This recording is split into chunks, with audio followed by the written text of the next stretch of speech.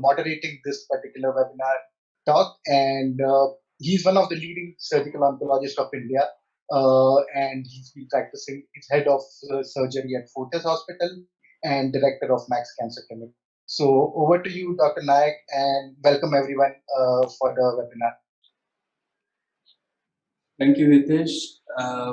It is a pleasure to moderate this second seminar or webinar on precision oncology, an emerging field as far as oncology is concerned. And over the time, probably we're looking at forgetting which organ the cancer came from and think about how to treat a particular cancer based on what genetic mutations it has.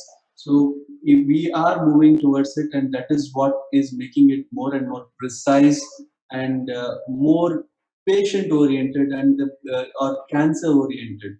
So talk to us and a very broad view on this, because I think many of the newcomers, many of the students, many pathologists, it is a new concept. It is nothing that we understood in our basic training. Now it is emerging, and we need to understand it in much broader sense to understand what exactly it means and what it means in as far as the treatment aspect of a patient is concerned, to cover that and cover it in fact extensively, or in a very very broad umbrella fashion. We have a very good speaker with us today. We have Professor Anuragha Chaudhary, who's heading the medical oncology molecular laboratory at Tata Memorial Hospital, Mumbai.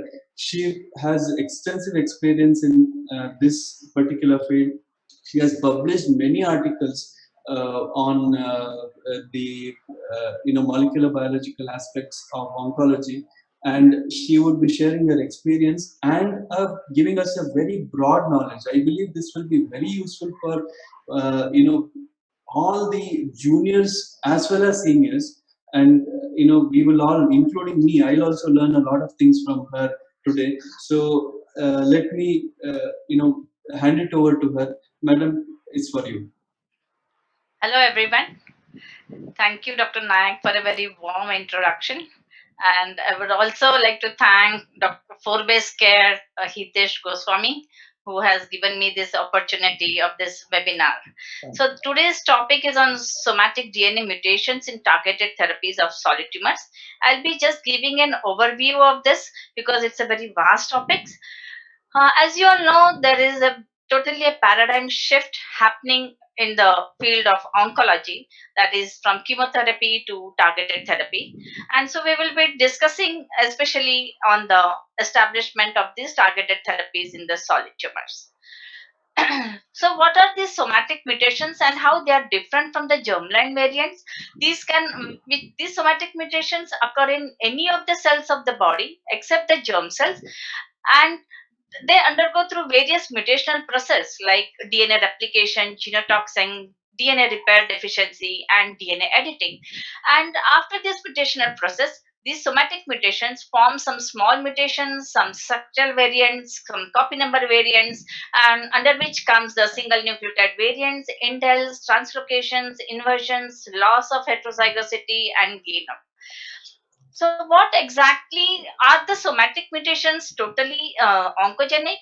Yes, they are, but some of them are they are comprised of driver and the passenger mutations. But as of today, the exact role of passenger mutations is unknown. But they don't have the fitness on the cancer clone, but they have been associated in the clonal expansion because being in the same genome of the driver mutation. Here is a large cohort of mutational landscape which was been done in the MSK Sloan Kettering on around 10,000 patients, and you can see the distribution of tumor types among cases which have been successfully sequenced in around 10,000 plus patients. And here they used a targeted panel, enrichment panel of around 300 plus and 400 gene panel, which was comprised of DNA mutations as well as some RNA fusions. So they got some novel mutations finding, like TP53 was one of the highest marker which was present. Now, as you all go back, there is an established story of the single gene marker. As you can see, the imatinib, which was a successful treatment in the BCR-ABL fusion. Then you had HER2 translocation, where you can treat it with trastuzumab. Then you have EML for ALK, where for the crizotinib, and you can also treat the BRAF V600E melanoma in melanoma with the vemurafenib. And the last, you can see the successful story of EGFR sensitizing mutation positive, where you can treat with the erlotinib and gefitinib. So definitely there has been an increase in the progression free survival and the overall survival rate as compared to the EGFR negative patients. So here was one of our patients in 1,000 patients, where we could establish an intermediate frequency rate of around 23%. And you can see this another paper which was done by Narona et al, where we could prove that there was definitely a higher survival rate of EGFR positive patients than the negative patients.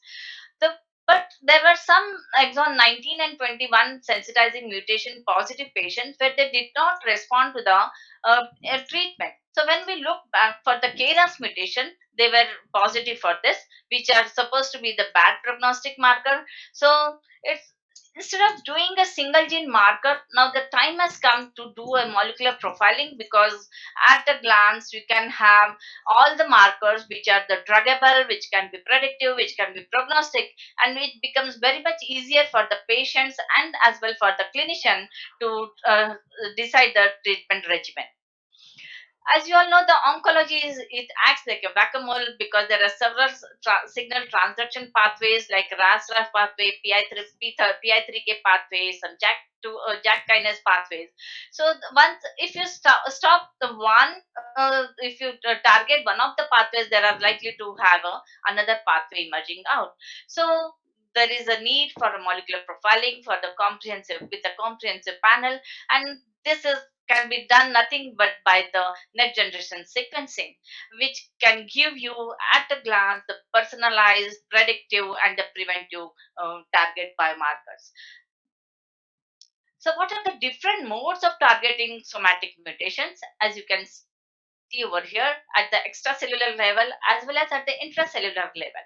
So, you can at the extracellular level you can target with different ligands by using therapeutic antibodies, and at the extracellular level you can there are different inhibitors at the tyrosine kinase level. Then there are angiogenesis inhibitors. Then you have some immunotherapy now, which is an emerging topic which is coming up, and some metalloproteinase inhibitors as well. So, how do targeted therapies work in this? So, what is the definite role? So, either they block or they turn off signals that tell cancer cells to grow and divide, or they prevent the cells from living longer than normal, or some of the inhibitors they destroy the cancer cells as well. So, what do you target? So, this was the most relevant drivers, and you can see over a long signaling cascades list of signaling cascades involved in solid tumors and treatments that are currently in clinical use, and all these drugs are much US FDA approved. As you can see, you have inhibitors for the EGFR sensitizing, you have for the ALK-KML4 like crizotinib, ceritinib, lorlatinib, brigatinib. To name some of them are the for the same can be used in the MET amplification or the MET exon protein skipping as well. Then you have for HER2 mutations like trastuzumab. Then for the ROS1 also there are some common inhibitors with the ALK like crizotinib and lorlatinib. Then for the BRAF, it's well known for the V600E. You have emurafenib. Then you have for the RET as well.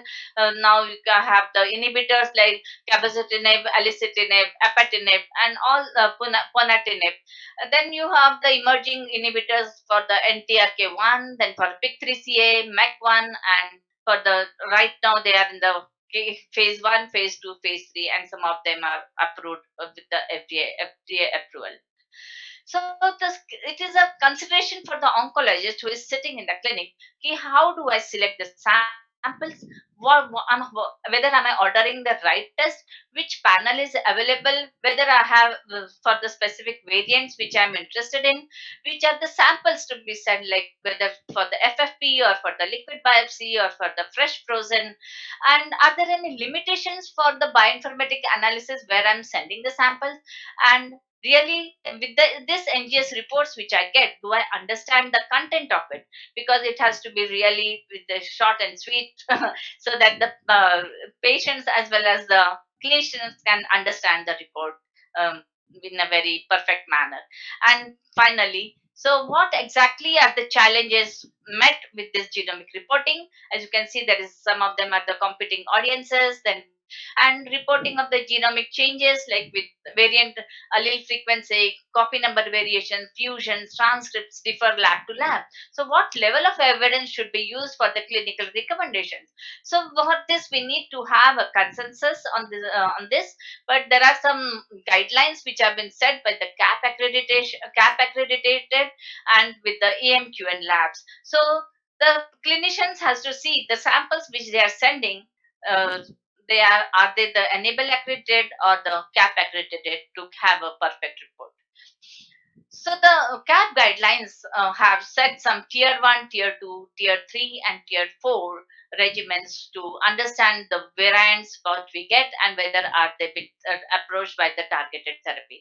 So you can see over here in the tier 1 we have the variants of strong clinical significance where we get all FDA approved therapy induced in professional guidelines, and also there is an evidence with well powered studies with consensus from the experts in the field. In the tier 2, we can get some variant of potential clinical significance, but these FDA approved may be off label, especially in India where the drugs are not available. And in the tier 3, you get to see some variant of unknown clinical significance, which are not observed in the significant allele frequency in the general or a specific subpopulation or database, or some pan cancer or tumor specific variants, or no non convincing published data as of available today. So, what are the points to be taken into consideration for cancer sequencing? Because these are solid tumors are done by and large in the FFP samples. So, what are the factors it affects the mutation signal? Like you get the limited genetic material, mixture of tumor and normal tissue, because it's a total cancer heterogeneity because they are the FFP samples. But the factors that introduce noise, it could be because of the formalin and paraffin embedded samples. There can be a crossing with the DNA, and also you get a fragmented DNA. There can be some increased number of mutations and unusual genomic rearrangement. So, what are the general conditions? So, each individual has many unique mutations that could be confused with the cancer causing mutations. In our laboratory, we have an AmpliSeq of 52 gene panel, where it detects both the DNA pool as well as the RNA pool of it, and which has been established and validated in our laboratory. So, what are the most relevant these when you get to see this data? Which are the relevant databases and public data resources for interrogating tumors? Some of them are like Catalog of Somatic Mutation in Cancer, then CBI portal, My Cancer Genome database of curated mutations, and you can see so on and so forth, like clinical interpretation of variants in cancer, which is very important, and the cancer genome interpreter, that is CGI, which has been commonly used in interrogating the tumor genomics and the clinical actionability data which we get through the bioinformatic analysis. This was one of our paper published by Chandrani, which really was a very novel mutation findings. So, as you can see over here, there is 1,000 patient of Caucasian population where KRAS was most predominant as 24%. But if you go to see in our Indian population, it has just exhibited around 13%.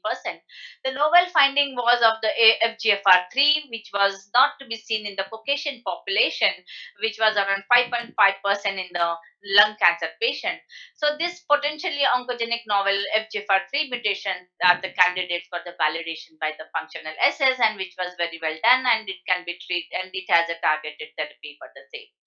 So this was another one of the paper, as you can see in the lung cancer. Besides exon 19 and 21, you get to see some uncommon EGFR mutation positive in the newly diagnosed patients. And in our cohort of around 1,000 plus samples, we got around 7% positive uncommon mutations. In this, if you'd like to distribute one of, they were like exon 18 G719X with around 10%, exon 20 insertion of around 19%, exon 20 T790M was around 12%, exon 20 S768I was around 3.6%, and the 12 exon 21 with the LH5 beta was around 3.6%. So, among all uncommon mutations they were with the dual mutations did better. Other than the uncommon mutation, their overall survival time was around 22 months as compared to the other insensitive dual mutations.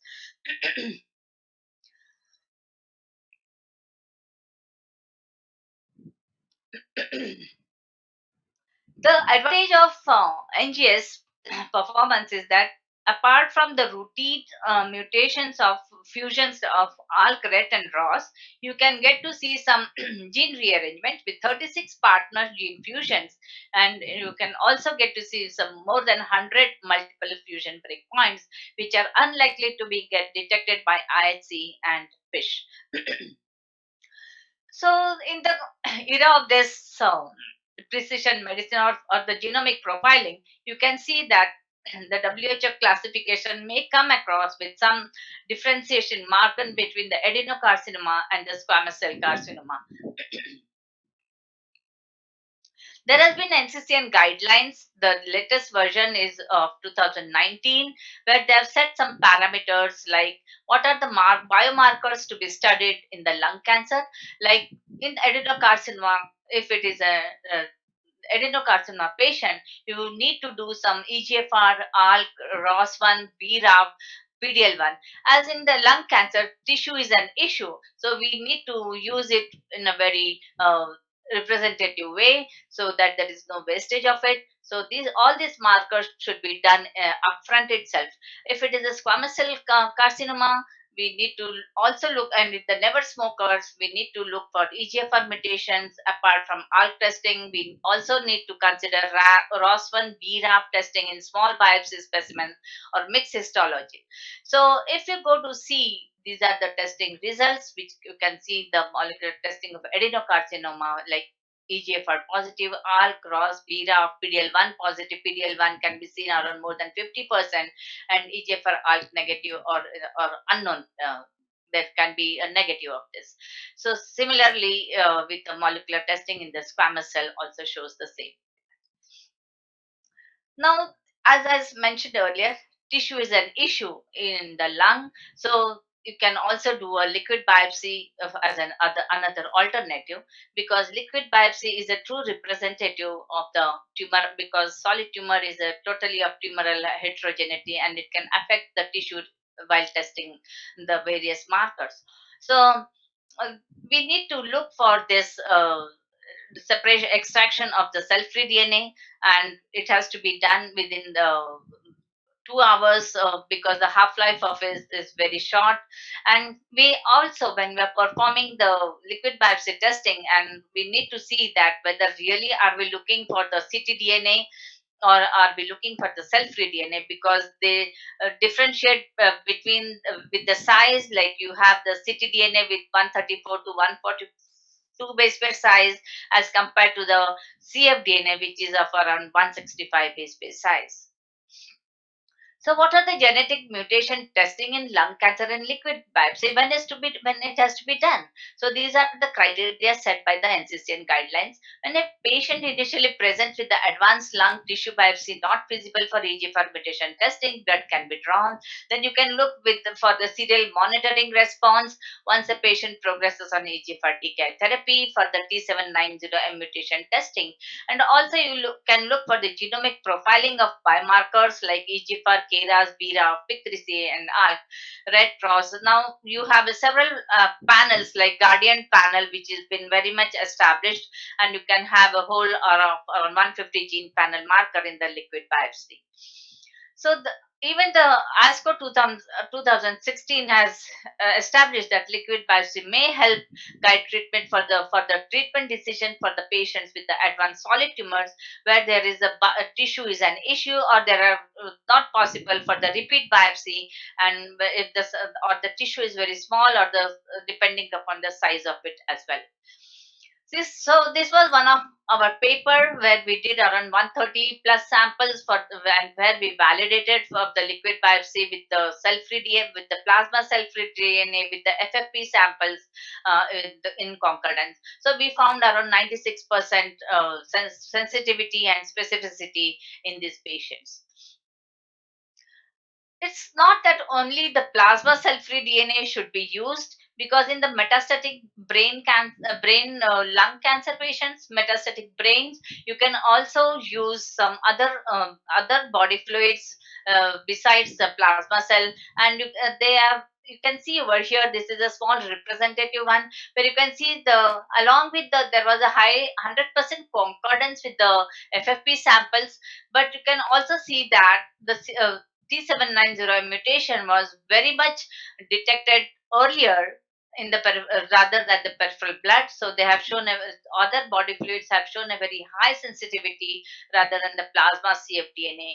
So very well, if there is ascitic fluid or CSF or pericardial fluid, pleural effusions, we can very well look upon for the T790M mutation if the cfDNA plasma is not available. So now I would be presenting some of the multiple mutations where we are discussed in the molecular tumor board. We regularly have this meeting in our weekly molecular tumor board meetings, and all the findings of the NGS have been discussed over here. So this was one of the interesting case of salivary duct carcinoma, which where we had the mutation of HRAS and PIK3CA along with some low frequency allele of fusions like RET, ROS, and ALK. And as you can see, you can have a treatment regimen of HRAS mutation where you can target it by using the mTOR inhibitors and or the MEK inhibitors, which have been tried in AML. Though it can be as an ongoing trial, but you can also have a trial for this head and neck patient, because the RNA frequency was very low for these fusions. We need to neglect them, but you can also use some PIK3 inhibitors which have been tried on breast cancer. However, this drug is not available as of in India, so it is not to be it cannot be implemented. This was another case where we had of lung, particularly if the ERBB2 positive, which is a very rare type of mutation, and this was well known in reported in the clinical trials in NSCLC and also in the breast cancer. So this patient can be very well treated with lepatinib, one of the potent ERB2 inhibitor, which is suitable for this patient. Another case is of 44-year old lady, premenopausal lady without a positive family history of breast cancer, and we got very rare heterozygous mutation of SMARC4 gene, but she was extremely concerned about this rare mutation, and she wished to explore all possible therapeutic and preventive options. But since there is a growing interest in this SMARC4 as a potential biomarker for germline screening, but due to lack of evidence, we could not implement the treatment to this patient. So maybe hopefully this SMARC4 may be a decision making treatment in future. Now I'll come to many other tumors like in colon rectal cancer molecular targets. I think this was very well taken by Dr. Suresh Babu, so I will not be going much into detail. But suppose if you have a patient positive with KRAS and NRAS mutation, we need to avoid the treatment with cetuximab or panitumumab treatment, because the KRAS and NRAS are supposed to be the bad prognostic indicators. But right now there is a treatment which have come up for the G12C for the KRAS mutation positive, and which is being implemented.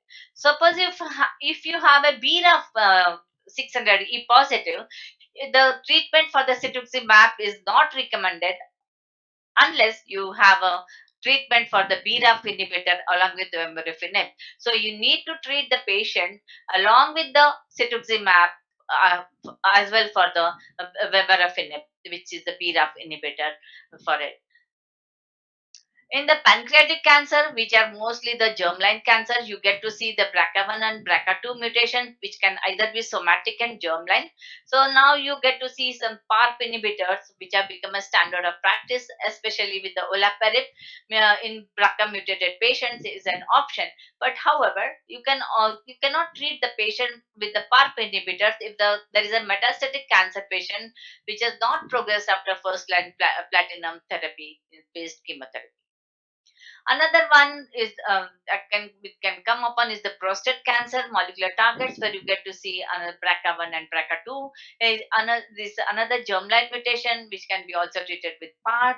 But another interesting finding is that the patient with metastatic castration resistant prostate cancer harboring germline mutation, if they have this BRCA1 and BRCA2 along with ATM mutation, they have superior clinical outcomes after first line treatment with abiraterone and azulotimide. In the breast cancer patients, however, there are some established biomarkers like estrogen and progesterone receptors expression, and you can get to see if around androgen receptors as a subset of triple negative breast cancers. So nowadays you get to see some, if you can look for the PDL1 as a predictive biomarker for the treatment of patients, and you can use it as a checkpoint inhibitors for these patients. So in the CNS cancer patients, you get to see some positive prognostic and diagnostic marker which has a favorable response with a 1q19q deletion. And also, if you have IDH1 and IDH2 positive, which are also with a favorable prognosis with the wild type with the wild type IDH1 or IDH2 aggressive tumors. In the melanomas, yes, BRAF V600E mutation is well established, and there is an FDA approved vemurafenib and dabrafenib. If you have the patients with the KIT mutations along with the BRAF, you get to see a high response rate in with the melanoma, where whose melanoma is harbored in the KIT exon 11 and 13 mutation. If there is an NRAS Q61 mutation, you can have a the direct targeting of NRAS has proven very difficult, but by directing the downstream mark of MAPK pathway with MEK1 and MEK2 inhibitors have proven very efficiently. Coming to the sarcomas, yes, there are some another favorable markers like WSR1, FLI1, where SYTSX2, but right now there are no other established novel biomarkers where you can have targeted therapies. But in the case of gastrointestinal stromal tumors, in where if you have a KIT mutation positive and PDGFR marker positive, you can have a therapeutic intervention with the different tyrosine kinase inhibitors like imatinib and sunitinib. Coming to the head and neck cancers, like you have PDN1, which is highly overexpressed in the head and neck, around pembrolizumab, which is being used, or nivolumab, which is a PD1 inhibitor. If you in the metastatic head and neck, again PDL1 expression is checked so that they can be offered treatment with pembrolizumab. Coming, if there is a PIK3CA positive mutated, it plays an important role in the progression of cancer, indicating a treatment for the same very now which is available. So again, another important marker is the HPV, which plays a major role in diagnosis, treatment, and management in head and neck. And there are another HPV positive and negative can be distinguished, which can be done through tumor P16 testing by IHC positive, which corresponds to the HPV positive as well. So the implementation, now there is a promising marker which is coming up, that is the tumor mutation burden, and you can see this is a genomic biomarker which can be used to identify whether the patients will or will not benefit from the immunotherapy by looking more accurately than the PDL1 expression. However, it measures the number of mutations within the tumor genome and has already been shown to be associated with the improved response. But However, there are no consensus in using this molecular board tumor mutation burden analysis into the clinic. But having said that, recently Foundation Medicine has received an approval for their TMB panel, and it can be very well implemented into the clinic. So there are some interpretative challenges which has been faced, like whether all these mutations are activating or inactivating, or does this mutation engender sensitivity to specific targeted therapeutics, or how to select this therapy in case of multiple genomic alteration. So let us see some of the cases. Like suppose, does this mutation engender to sensitive to specific targeted therapeutics? Like suppose if you have the RAF inhibitors in with the BRAF 600E mutant melanoma, it can be very well associated with the entirely different clinical interpretation in other cancers. For example, like in colorectal cancer, if there is a BRAF 600E mutation positive, it would direct towards a combination of targeted therapies like BRAF plus EGFR inhibitors. So it is important to emphasize that the sensitivity is tumor context specific and is influenced by the concomitant genomic alterations. Suppose some activating mutations are based on in vitro models which do not confer sensitivity to agents which are targeting the mutant proteins. Like for example, if you have a AKT-E17K positive in breast cancer, which is effectively targeted by non-allosteric AKT inhibitors, but not by the allosteric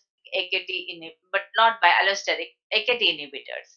So as another example is for the MEC-C121S in melanoma, which is not inhibited by allosteric MEK inhibitors. Like suppose if your example with inhibitor of the mutant kinase, level of sensitivity depends on the potency of the agent as well. Like suppose if you have T790M mutation, T790M mutation in lung cancer, which is resistant to first generation EGFR inhibitors, but is highly sensitive to novel irreversible inhibitor. And suppose if you have ERBB2 L755S in breast cancer, which is resistant to lepatinib, but is sensitive to neratinib. So these are some of the engender sensitivity markers. Like suppose in the downstream pathway inhibitors, if you have BRAF L597 and NRAS Q61 mutation, which confers the sensitivity to MEK inhibitors in melanoma, whereas BRAF inhibitors, which conquers an activity and confers sensitivity to dasatinib in lung, but not to the MEK inhibitors.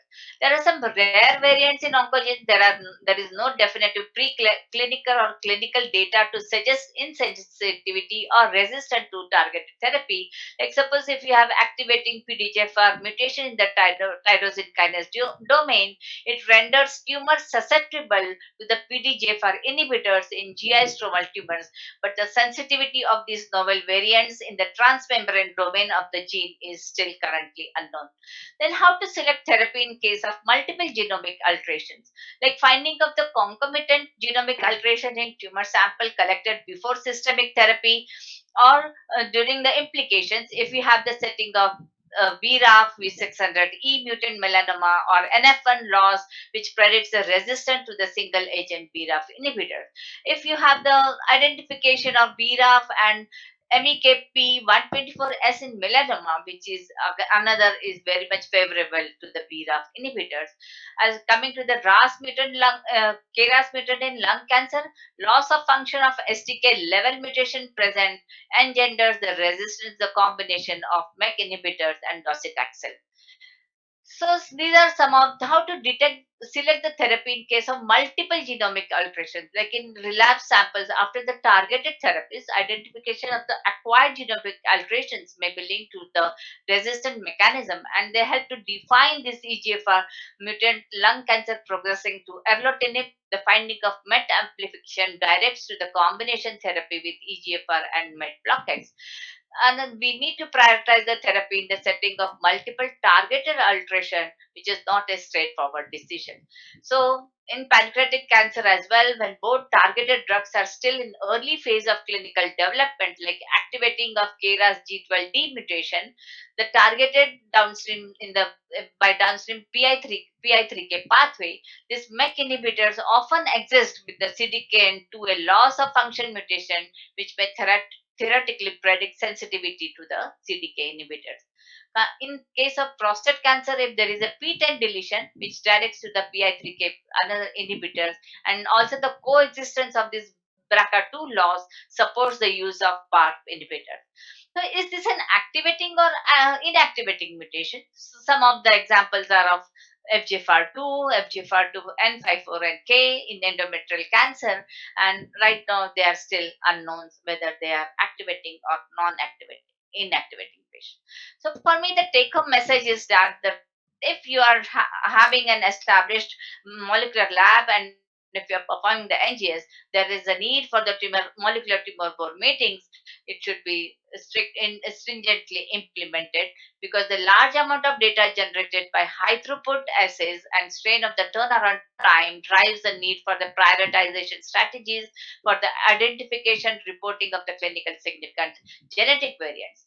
Then the available of this scientific knowledge on these mutations should be presented in the report so that the physician and the patients can make evidence-based decision in a responsible fashion, and consolidating so much of information into a very discrete report is very important because that clearly identifies the clinical significance while preserving observations that can be further looked into by the clinician is still a learning process. So the now coming to the molecular tumor board practice, as again I will enhance to this that because actionable mutation should be fully curated, it requires to facilitate the interpretation of data, team of specialists with strong background in cancer biology, clinical oncology, and the molecular pathology. It also needs to access the update information in the case of various database operated databases which are available. You need to evaluate, there should be a careful evaluation of the published literature regarding the clinical significance of a mutation on a particular tumor type and the evidence of the utility of the matched target agent. And there has to be a strategy guarantees that decisions do not rest with the individual doctors but gathering specialists that are distributed across several departments or institute in one location on a regular basis. So I come to the end of my talk. Now this is a very important first for the cancer community type, like US FDA grants nivolumab accelerated approval for the MSI-H or DMMR in colorectal cancer, and also there is an approval for the first cancer treatment for any solid tumor with a specific genetic feature. Thank you. Dr. Anuradha, it was a very nice presentation, very informative, and you have all covered what is going on and what could be the future of cancer treatment. There are actually many questions which are there in the box here, which I am seeing. But I think what I understand from your talk is that we are looking at a single test which would answer all our questions, therapeutic questions as we go on. And I think that would be done by NGS. Correct me if I'm wrong. Yes. So in the comprehensive genomic profiling is must. Either you can do whole exome, whole genome sequencing, or targeted panels which are available. But by and large, the targeted panels are used in the clinic because it saves the turnaround time, and you need to look only for the hotspot mutations which you are interested in. But I hope in future the whole exome sequencing and the whole genome also shortly be into the clinic to have some novel mutation findings. I'll just take a few questions which are there here. One is from Dr. Rajavarman. He's asking, as NGS is picking more possible fusions than IHC, can we consider fusion panels without any need for confirmation test by IHC? Directly, can we go for NGS? That is the question. If there are common mutated fusions which are there, you can very well do some reflex testing by IHC or RA. But if you have some novel mutations which you are not able to detect by IHC or FISH, looking at their percentage of frequency allele, if they have very high frequency allele, I think they can be considered in as a treatment strategy. I think what he wants to know is in future can we just simply skip IHC and directly go for NGS? Has the day come? Yes, you can go. As I mentioned, we need to look for the higher frequency allele presence. Like if with the low frequency allele, you cannot be sure whether they are true positive or not. It can be because you get to see some noise into when we are performing the NGS. So we need to look for the higher frequency allele in this fusion. So Dr. Srikanth is asking, I believe your work on Indian lung cancer patients has used paraffin blocks. So how did you manage to get or extract this quantity of DNA that is required for NGS and all the other works? Is it it's very so yeah. Yes. So there are certain criteria which we have set up in our quality control. Like if there is a very small tissue which is not visible, we upfront reject it. At least there should be a 20% of the tumor cells if you're performing by NGS, or the 10% tumor cells if you're performing by real-time PCR, it can be taken ahead. And you need to have at least a good DNA quality of it for the NGS. So these are the certain criteria which has to be kept in mind while doing the DNA extraction. So this overall a small tissue should be rejected. There should be an acceptance of 20% tumor cells for performing these assays, and the DNA quality should be checked every time in each assay for each sample. Yeah. So another very interesting question which has come up is regarding oral cancers. In fact, pre-malignant lesions in the oral cavity, like leukoplakias and any others, can this, any test in future, or is there anything emerging that could help in predicting the possibility of these turning into malignancies? There is a lot of research going on this, but as of today, there are no established biomarkers like how we have in EGFR for lung. Right now, there is no biomarker which is present except the presence of HPV, which is a very well established marker. A lot of research is going on in this span. I think if it comes up, it will help India because this oral cancer is definitely, because we have a very so there is a high incidence of oral cancers. Yeah, I think there is this question is regarding lung cancer. It's particularly about T790M mutation, which is seen in about 50 to 60% of cases. And the question is actually, if in few of the research papers it is shown that tumors which recur or relapse on TKI have this mutation.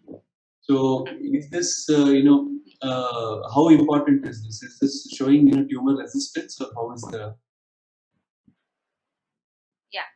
So there is a hypothesis that this T790 mutation may be present in a very small clone at the baseline itself, which gets over masked by the presence of this exon 19 and 21, and which we were not able to detect by the real-time PCR. But maybe if we do a lot of NGS profiling, we may be able to pick up this T790 mutation positive at the baseline itself. But as in the acquired resistant, yes, this is an acquired resistant as of today, because now we have the drug can very well treat with this osimertinib as a first line. Is it the question which I've answered correctly, or I think so. So because it's a very broad question, I don't think we have a perfect answer for it, but I think you have answered it, as far as I can see. So there's one more question.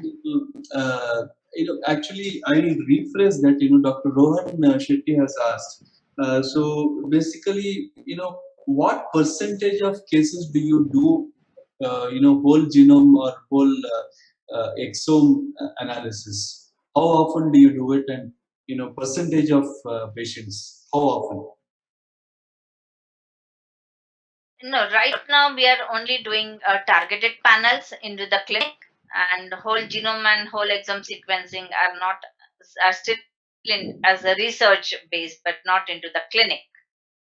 So we have a 52 gene panel, targeted panel, which is a fusion panel, as well as we can do a DNA detection as well. Some point mutations, some indels, or some copy number variations also can be looked upon, but not whole exome or whole genome sequencing into the clinic.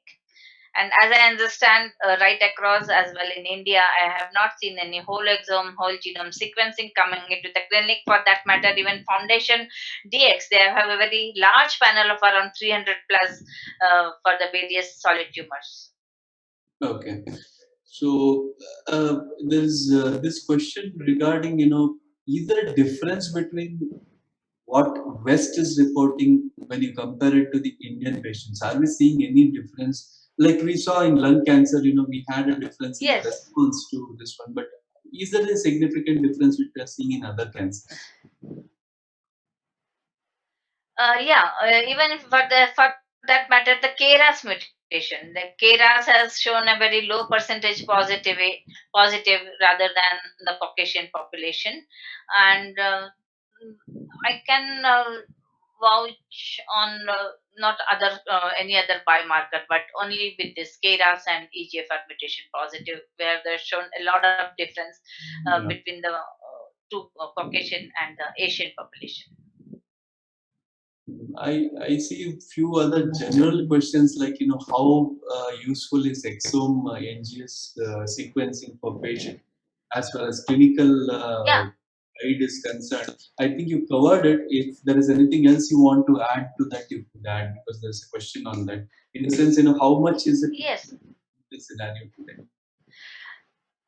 As you have seen that MSKCC cohort where they did around 10,000 patients cohort study, they also did with the two targeted panels with 300 plus and 400 plus, where they did it by hybrid capturing instead of doing a whole exome sequencing, because they have mentioned in the paper that in while doing the whole exome sequencing, we may miss some of the indels or some short SNPs, not SNPs, the single nucleotide variations, as compared to the if you can very well pick up in the targeted panel.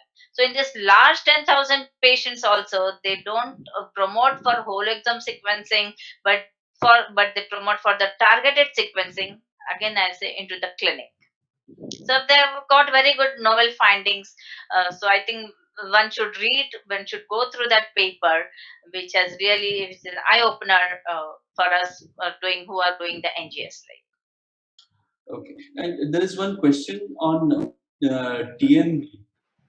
But I think I don't know whether that question is put properly, because it asks me, TNB, why can't one go for clinical exome? But I don't know whether, in fact, I would reframe it. I would like to know how useful have you found tumor mutation burden in clinical practice? Have you got a feedback from the clinicians regarding this? Whether using Yes. immunotherapy is useful, because actually we have, in our whatever small experience we have been bit skeptical about TNB. That's a fact. Yes, yes, the same is the opinion of the clinicians, because there is no consensus, because some of the panels are 300 plus, some of them are more than that, some 500 gene panel. So you don't come to know how much tumor burden, mutation burden has to be considered, that there is no threshold for that. So unlikely it may come into the clinic, but as I mentioned recently, the Foundation Medicine, they have got FDA approval for this TMB panel, and if one can go with that, where the patient can afford, they can very well go into because it can be a deciding treatment whether you can use the immunotherapy or not. But as of in Indian scenario, it's a very costly test, and the drugs are also not available as of today on level. Yes, I think over the years it will change because when initial Yes, chemotherapy drugs came, it was right now it is at a very premature stage. That's what I feel. Yeah. but I think the things develop very fast. We have seen things change too Yes. rapidly of late. I think we Yeah. expect it to change very soon. I don't know. There is one question here which is asking, how to prioritize the significant variants from sequencing. I think the question is regarding which variants of the mutations do you consider as significant, which are not. I think it is database related. So if you can clarify that, I think you have Yeah. covered it in your talk actually, but if you clarify. Yes. Yes. For the in one of the slides, I have shown how the various FDA approved drugs which are available for the EGFR sensitizing, for the ALK, for the MET exon 14 skipping, ROS1, RET.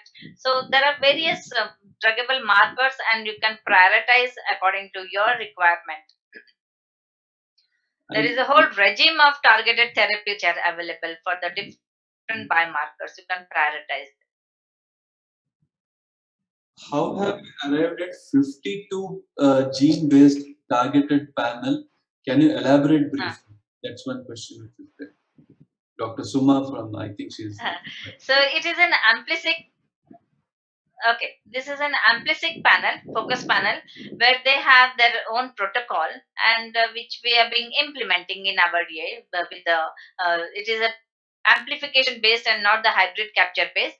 So you do the DNA pool of samples, and you have the RNA to cDNA pool, and you have the barcoded you can label it, and you can use it. There is a set protocol of this amplisig focus panel from the Illumina. So I think what we have covered most of the questions which have been put forth, and I think we have covered them comprehensively. There are some treatment related questions which I don't want to put across to you because I don't see the significance of it in this particular talk. But one Yeah.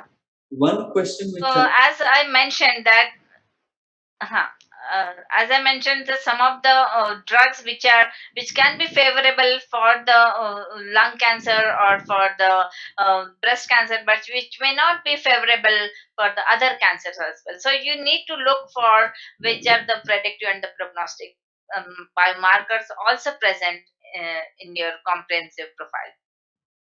Yes. And I had one question regarding liquid biopsies. In fact, we have Yeah. some of the patients that when we do the NGS on the tumor per se and do compare it with what we Huh. see in the blood in the circulating cells, we see a difference in the pattern of mutation which we have observed. So, you have any comments regarding Okay. that? CTCs compared to the You mean liquid biopsy. Yeah. uh, I have very short data of it. Like I have done a 4 gene customized panel, but I have not yet done very comprehensive panel in the liquid biopsy. But in pertaining to lung, I can say yes. T790M mutation has been picked up well in the liquid biopsy rather than in the FFP samples in the repeat biopsy. I can say over it, but one needs to understand. Suppose the patient is supposed to have a T790M mutation positive, but if it shows negative, so there can be a false negative as well in the liquid biopsy. So one again really need to have a repeat biopsy to confirm whether it was a true positive or not.